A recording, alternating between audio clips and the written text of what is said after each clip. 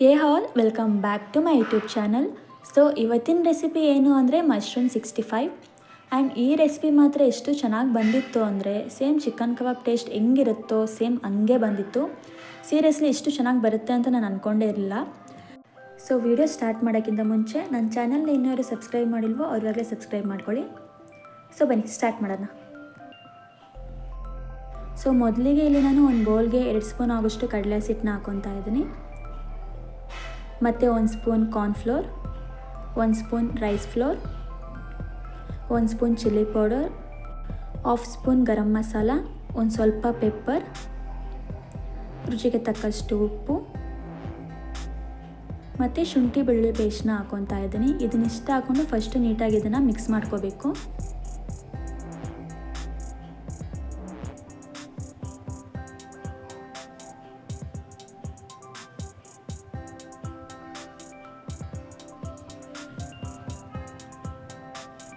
So ಇದು proper mix ಆದಮೇಲೆ ಇವಾಗ ನಾವು ಇದಕ್ಕೆ ಸ್ವಲ್ಪ ನೀರನ್ನ ಹಾಕ್ಕೊಂಡು ನೀಟಾಗಿ ಇದನ್ನು ಮಿಕ್ಸ್ ಮಾಡ್ಕೊಳ್ಳೋಣ.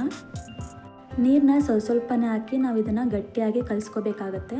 ಗಟ್ಟಿ ಯಾಕೆ ಅಂದರೆ ಮಶ್ರೂಮ್ಗೆ ಮಸಾಲ ನೀಟಾಗಿ ಸ್ಟಿಕ್ ಆಗುತ್ತೆ ಅಂತ.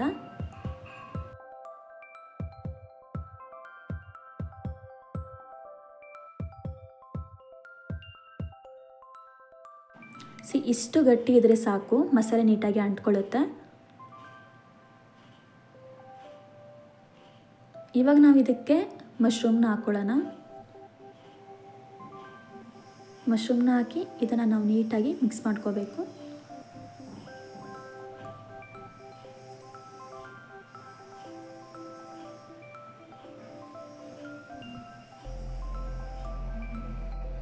ಸೊ ಇದನ್ನು ಒಂದ್ಸಲ ನೀಟಾಗಿ ಮಿಕ್ಸ್ ಮಾಡಿಬಿಟ್ಟು 5 ನಿಮಿಷ ಮ್ಯಾರಿನೇಷನ್ ಆಗೋಕ್ಕೆ ಬಿಡ್ತಾ ಇದ್ದೀನಿ.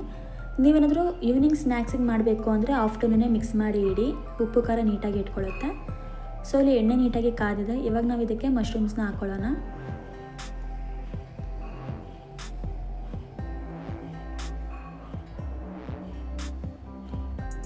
ಆ್ಯಂಡ್ ನಾವಿಲ್ಲಿ ಮಶ್ರೂಮ್ ಹಾಕಿದ ತಕ್ಷಣ ನಾವು ಇದನ್ನು ಮಿಕ್ಸ್ ಮಾಡಬಾರ್ದು. ಮಿಕ್ಸ್ ಮಾಡಿದರೆ ಆ ಮಸಾಲೆ ಎಲ್ಲ ಸಪ್ರೇಟ್ ಆಗಿಬಿಡುತ್ತೆ.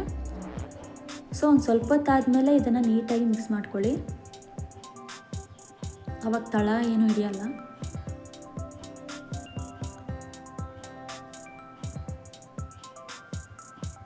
ಸೊ ಇದು ನೀಟಾಗಿ ಆಗಿದೆ. ಇವಾಗ ನಾವು ಇದನ್ನು ಒಂದು ಟಿಶ್ಯೂ ಪೇಪರ್ ಮೇಲೆ ಹಾಕ್ಕೊಳ್ಳೋಣ. ಬಿಕಾಸ್ ಎಕ್ಸ್ಟ್ರಾ ಆಯಿಲ್ ಇದ್ದರೆ ಅದು ಹೀರ್ಕೊಳ್ಳುತ್ತೆ. ಇದೇ ರೀತಿ ನಾನು ಎಲ್ಲ ಮಶ್ರೂಮ್ಸ್ನೂ ಮಾಡಿ ಇಟ್ಕೊಂಡಿದ್ದೀನಿ.